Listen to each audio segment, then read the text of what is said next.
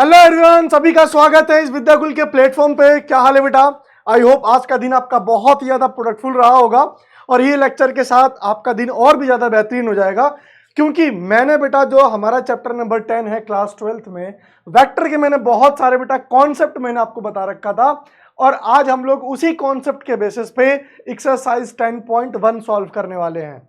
मैं बार बार बताता हूं कि बेटा वेक्टर और 3D हमारे क्लास 12th में वो चैप्टर है जिनमें काम बहुत ही कम करना है, पर ये अच्छी खासी एक वेटेज लेकर के आते हैं।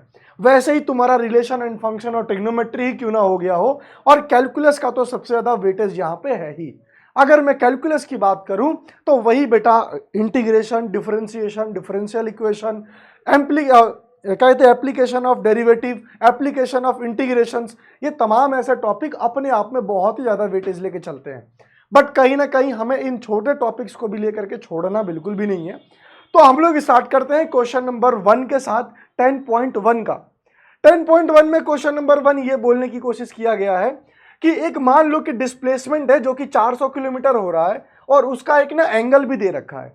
तो ये तो हमने कल ही बताया था कि अगर बेटा डिस्प्लेसमेंट है तो डिस्प्लेसमेंट जो होता है वो एक हमारा वेक्टर क्वांटिटी होता है। वो क्यों होता है? क्योंकि वो डायरेक्शन भी दे देता है। और यही हाल यहां भी है कि उसने 30 डिग्री ईस्ट ऑफ नॉर्थ की डायरेक्शन भी दे रखी है। तो थोड़ा सा ना तुम बेटा इन चीजों को ऐसे समझो।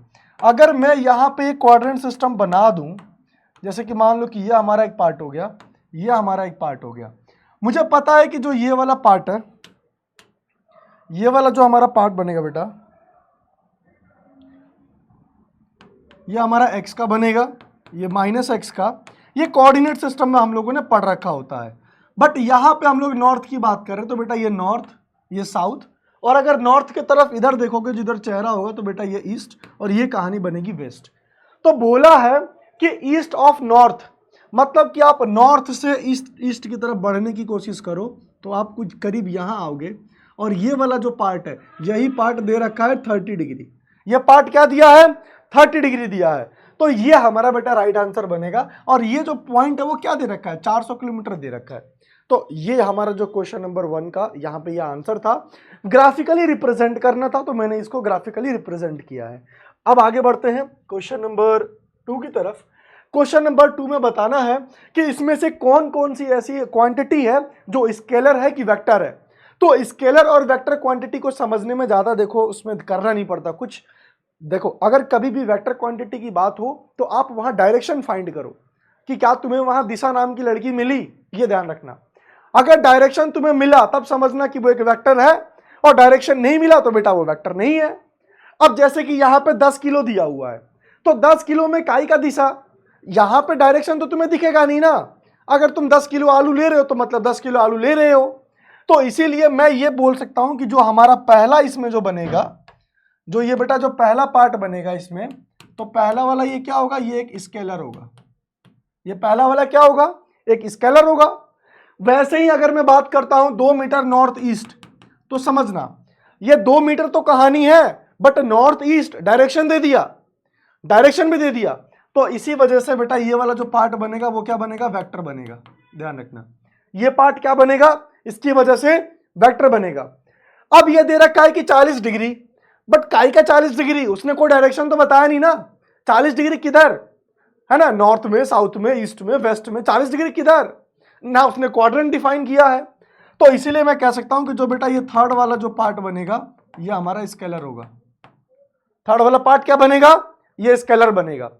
आगे देखें 40 वॉट, तो बेटा 40 what, normal what is a unit of power, तो बेटा ये स्केलर ही बनेगा, क्योंकि हमें वहां पे कोई भी चीज तो डिफाइन है नहीं कि डायरेक्शन उसकी पर्टिकुलर क्या है। पावर की यूनिट में क्या है? डायरेक्शन। वैसे ही तुम यहां पे कूलम, तुम यहां पे बेटा चार्जेस को देख लो, ये भी तुम्हारा क्या बनेगा? स्केलर ही बनेगा। अरे मैं बोला कि इतना छोटा यहां चार्ज रखा हुआ है, तो रखा हुआ है। उस चार्ज में जैसे कुछ भी कूलम चार्ज हो, तो वो नॉर्मल एक छोटा सा चार्ज रखा हुआ, उसमें डायरेक्शन थोड़ी ना दिया रहेगा। इसीलिए बेटा ये वाला जो पार्ट हमारा बनेगा वो स्केलर बनेगा। पर यहां समझने की कोशिश करो सिक्स्थ वाले में। सिक्स्थ वाला पहला यूनिट समझो। यूनिट क्या दे रखा? मीटर पर सेकंड स्क्वायर। और हमें पता है कि मीटर पर सेकंड स्क्वायर जो होता है वो एक्सेलरेशन की यूनिट है। और तुम लोग खुद बताओ कि आखिर एक्सेलरेशन आता कैसे है? वेलोसिटी से। Rate of change of velocity is called acceleration. और यार वेलोसिटी खुद एक वेक्टर क्वांटिटी होती है, इसीलिए मैं कह सकता हूं कि जो यहां पे 20 मीटर पर सेकंड स्क्वायर है ये एक वेक्टर क्वांटिटी बनेगा। ये क्या बनेगा बेटा? ये एक वेक्टर क्वांटिटी बनेगा। दूसरी चीज थोड़ा और समझने की कोशिश करो, यहां पे तुम लोग सबसे खास बात समझो, एक्सेलरेशन है, तुम ग्रेविटी ड्यू टू एक्सेलरेशन ले लो, that's it. Gravity due to acceleration क्या है? उसकी डायरेक्शन पता है ना कि नीचे ही गिरेगी, तो बेटा डायरेक्शन यहां पे दे ही रखा है। अब एक चीज थोड़ा सा समझने की करो, आगे क्वेश्चंस पे आते हैं। क्वेश्चन नंबर 3 है कि classify the following as a scalar and a vector quantity. अब तुम बताओ टाइम पीरियड, तो बेटा टाइम पीरियड क्या है? स्केलर होगा। मैं सीधे सीधे बस ऐसे लिखते जा रहा हूं, ठीक है। टाइम पीरियड बेटा क्या होगा? स्केलर होगा, क्योंकि भाई मैं बोलूं 1 घंटा 2 घंटा डायरेक्शन से उसका क्या मतलब है ना। टाइम पीरियड, डिस्टेंस, तो डिस्टेंस भी बेटा एक स्केलर होता है। क्यों? क्योंकि देखो दो बातें हैं, समझने की थोड़ा कोशिश करना तुम, ठीक है। ये बात समझो पहले, मैं एक बहुत ही बेहतरीन सी चीज बता रहा हूं। जैसे मान लो कि ये दे रखा है, ये एक बालक है, यहां पे देखो एक सुंदर कन्या है, थोड़ा बाल वाल बना देते हैं सुंदर कन्या के, ठीक है। सुंदर तो नहीं है खैर ठीक है। ये मान लो बेटा 3 मीटर दे रखा है, ये वाला 4 मीटर दे रखा है, तो हमें पता है कि पाइथागोरस से ये 5 बनेगा क्योंकि ये राइट एंगल ट्रायंगल दे रखा है। तो ये वाला पाथ क्या है? ये वाला जो पाथ है वो डिस्टेंस का पाथ है। तो यहां बेटा कोई डायरेक्शन नहीं है, मतलब ठीक है 3 इधर गया 4 उधर गया, 2-3 मल्टीपल डायरेक्शन, वो पूरा का पूरा बेटा डायरेक्शन काउंट नहीं होता है। तो अब ये देखो ये पूरा का पूरा क्या है? ये एक डिस्टेंस है, और ये वाला शॉर्टेस्ट पाथ क्या है? ये डिस्प्लेसमेंट है। तो डिस्टेंस में कह सकता हूं कि स्केलर होगा, और अगर इसी की जगह डिस्प्लेसमेंट दिया होता तो मुझे यह कहना पड़ता कि वो एक वेक्टर होता। क्या बोलना पड़ता मुझे? वो एक वेक्टर होता। और हालांकि डिस्प्लेसमेंट पे चलने वाली रफ्तार को हम लोग वेलोसिटी कहते हैं, यही मेन रीजन है कि बेटा ये वाला पार्ट एक वेक्टर बनेगा। और हम भी जानते हैं कि फोर्स एक जो होता है, और फोर्स समझना, फोर्स क्या है? जब हम कहीं पे भी फोर्स लगाते हैं तो बेटा कोई ना कोई वहां एक डायरेक्शन बताते हैं कि हमने यहां पे इतना फोर्स लगाया इस डायरेक्शन में, तो इसीलिए फोर्स हमारा क्या है? एक वेक्टर क्वांटिटी है। लेकिन जो बेटा वर्क डन होता है, वर्क डन हमारा यहां पे क्या होता है? कि स्केलर क्वांटिटी होता है। तो इस चीज का बेटा बहुत ध्यान रखना तुम लोग, ठीक है। आगे क्वेश्चन की तरफ बनते हैं। अगला क्वेश्चन दे रखा है कि इनमें से कौन सा को इनिशियल है। क्या मैंने तुमको कल ही बताया था कि को इनिशियल पता करने का सबसे जानदार तरीका यह है कि कोई भी एक ऐसा पॉइंट देखो जहां से 2 वेक्टर निकल रहे हो। तो बेटा मेरे को यही एक पॉइंट दिख रहा है जहां से 2 वेक्टर निकल रहा है, एक वेक्टर ए और एक वेक्टर डी। तो क्या मैं यहां आंख बंद करके कह सकता हूं कि अगर मैं को इनिशियल वेक्टर की चर्चा कर रहा हूं तो यहां पे ए वेक्टर और डी वेक्टर ये दोनों के दोनों क्या होंगे? को इनिशियल होंगे।